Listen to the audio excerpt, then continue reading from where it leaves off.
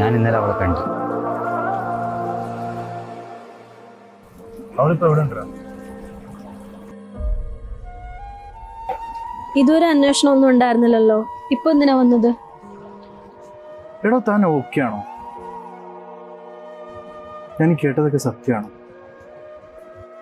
അന്ന് ആ കല്യാണ വേദിയില് എന്റെ ചേച്ചി മറ്റൊരുത്തന്റെ കൂടെ ഒളിച്ചോടി പോയപ്പോ വീട്ടുകാരുടെ അഭിമാനം കാക്കാൻ വേണ്ടി രണ്ടാം കെട്ടുകാരന്റെ മുന്നിൽ കഴുത്ത് നീട്ടേണ്ട അവസ്ഥ വന്നു.